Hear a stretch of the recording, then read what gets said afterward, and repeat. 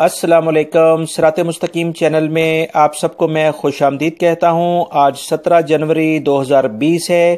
آج کی نیوز کا آغاز میں اس حدیث پاک سے کرنے جا رہا ہوں۔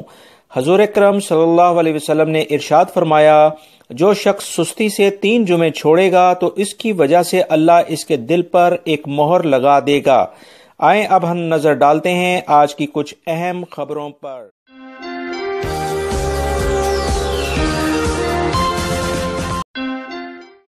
سعودی عرب کے محکمہ پاسپورٹ نے اعلان کیا ہے کہ اگر کسی مقیم غیر ملکی نے ایگزٹ ری انٹری ویزا جاری کرا لیا ہو اور نہ ہی اس میں ترمیم ہو سکتی ہے اور نہ ہی توسیع ہو سکتی ہے، توسیع یا ترمیم یعنی اس میں مزید اضافہ یا اس میں کوئی تبدیلی کے لیے جاری شدہ ویزا منسوخ کرا کر یعنی کینسل کرا کر نیا ویزا جاری لازمی کروانا ہوگا۔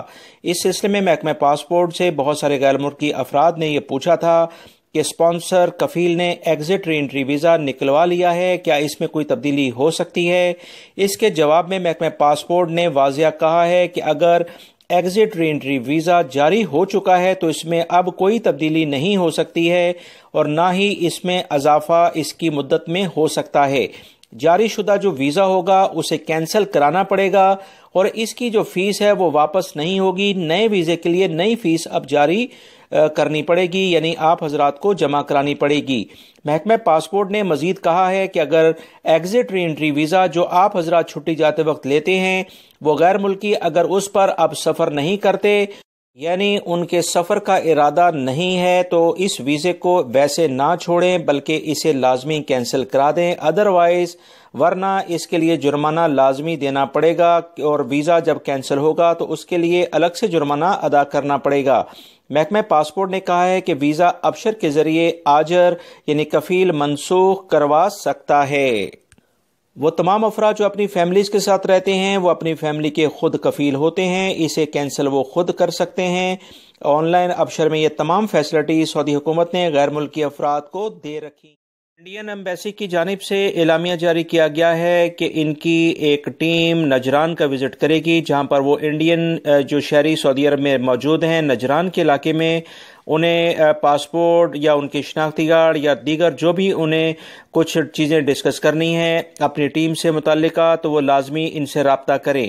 اس بارے میں جو اطلاعات آئی ہیں کہ ان کی ٹائمنگ صبح 8:30 بجے سے جمعے کے وقفے کے ختم ہونے کے بعد دوبارہ سے 5:30 بجے تک یہ وہاں قیام کریں گے، لہٰذا تمام انڈین شہری آج نجران میں جو ملحقہ علاقوں میں رہتے ہیں وہ ان سے رابطہ کر کے اپنے ایشوز کو سالو کروا سکتے ہیں۔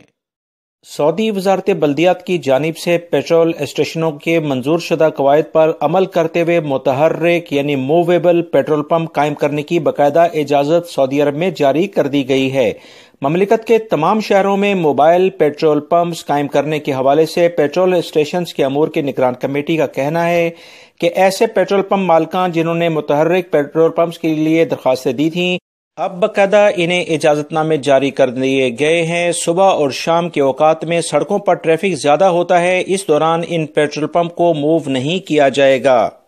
یاد رہے متحرک پیٹرول پمپس کے لیے بنائے گئے ٹینکر مخصوص عالمی معیار کے ہونا لازمی ہے، جس میں تمام حفاظتی اقدامات کو مد نظر رکھ کر تیار کیا گیا ہوگا۔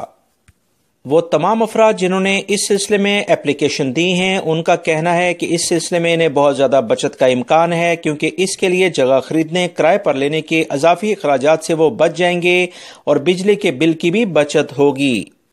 مزید ماہرین کا کہنا ہے کہ متحرک پیٹرول پمپ میں سعودی عرب میں بہت زیادہ فیسلٹیز ہوں گی۔ لمبے عرصے میں پیٹرول پمپ اگر کسی علاقے میں نہیں ہے تو وہاں پر یہ اسٹیشنز بہت کارآمد ہوں گے۔ ایک پیٹرول ٹینکر کی گنجائش 38 کیوبک میٹر رکھی جاتی ہے، تاہم اس میں کمی بیشی ممکن ہے۔ متحرک پیٹرول پمپ کے کنٹینرز کے علاوہ ٹرالر پر بھی سیٹ کیا جائے گا۔ مارکیٹ میں ایسے متحرک پیٹرول پمپ بھی موجود ہیں جو شمسی توانائی سے کام کرتے رہیں گے۔ سعودی حکومت کے اس اہم فیصلے کی بنا پر بہت سارے غیر ملکی اب ملازمتیں حاصل کریں گے، کیونکہ متحرک پیٹرول پمپ جتنے زیادہ اب سعودی عرب میں نظر آئیں گے وہ زیادہ تر سعودی شہری اور غیر ملکی مل کر ہی چلائیں گے۔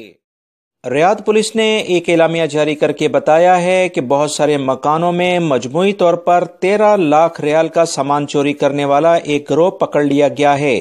گروہ 3 سعودی نوجوانوں پر مشتمل ہے۔ تفصیلات کے مطابق پولیس کے کرنل شاکر التجویری نے بتایا کہ مقامی نوجوانوں پر مشتمل ایک 3 رکنی گروہ کو گھروں میں گھس کر سامان چوری کرنے کی وارداتیں جو کرتا تھا گرفتار کر لیا گیا ہے۔ پولیس کو اس بارے میں مسلسل اطلاعات مل رہی تھیں کہ چوروں کی نشاندہی کی جائے اور انہیں گرفتار کیا جائے۔ اس بارے میں مختلف ٹیمیں تشکیل دے دی گئی تھیں۔ پولیس ترجمان کا کہنا ہے کہ پولیس نے سراغ رسانوں کے ذریعے پتہ لگایا کہ مقامی نوجوان گھروں کے تالے توڑ کر زیورات اور قیمتی اشیاء چوری کر رہے ہیں۔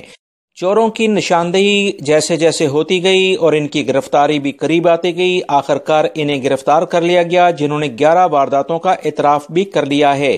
ترجمان کا مزید کہنا ہے کہ گروہوں کے قبضے سے تمام سامان بھی برآمد کر لیا ہے، جہاں پر انہوں نے یہ تمام چیزیں بیچی تھیں ان افراد کو بھی اب گرفتار کیا جا رہا ہے۔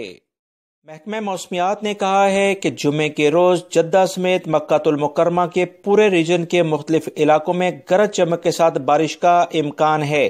ماہرین موسمیات نے خبردار کیا ہے کہ جدہ سمیت بحر احمر کے ساحلی علاقے نماز جمعہ کے بعد سے لے کر رات گئے تک بارش کی زد میں ہوں گے۔ مزید تفصیلات کے مطابق نماز جمعہ کی بعد گرج چمک کے ساتھ بارش ہوگی اور ژالہ باری کی توقع بھی ظاہر کی جا رہی ہے۔ جدہ میں بارش کا سلسلہ رات تک جاری رہے گا۔ مزید محکمہ موسمیات نے کہا ہے کہ سعودی عرب کے زیادہ تر علاقوں میں ٹیمپریچر اب کچھ نارمل ہو گیا ہے، سردی کی شدت میں کچھ کمی ہوئی ہے۔ ریاض ریجن میں اب موسم نارمل ہے۔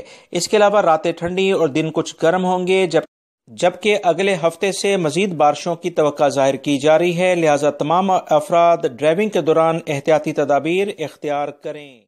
سعودی خواتین سعودی عرب میں ہر شعبے میں اپنی کارکردگی دکھا کر بہت نمایاں ہوتی جا رہی ہیں۔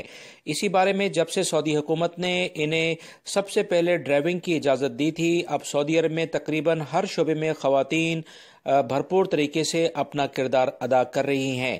اسی طرح کا کچھ واقعہ کنفدہ کے علاقے میں پیش آیا، جہاں پر ایک فیسٹیول میں یعنی ایک میلے میں گورنر کنفدہ ایک سٹال پر گئے، جہاں پر ایک گریجویٹ یعنی کہ پڑھی لکھی لڑکی صرف کھانے پینے کا ایک معمولی سا سٹال لگا کر بیٹھی تھی۔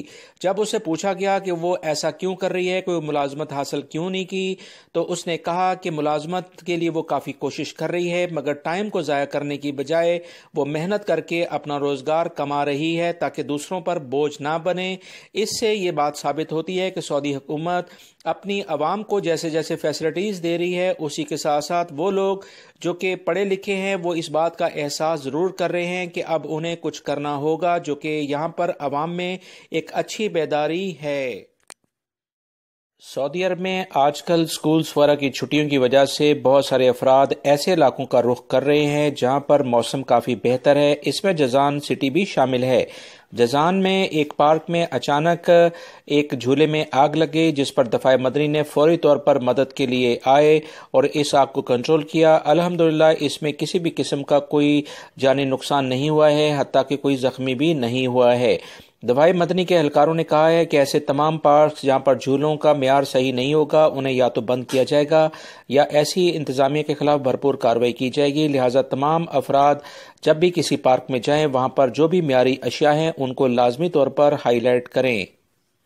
سعودی عرب میں اقوام متحدہ نے ایک رپورٹ جاری کی ہے جس کے مطابق سعودی عرب افرادی قوت کے لحاظ سے انتہائی ترقی یافتہ ممالک کی فہرست میں یعنی لسٹ میں 36ویں نمبر پر آ گیا ہے۔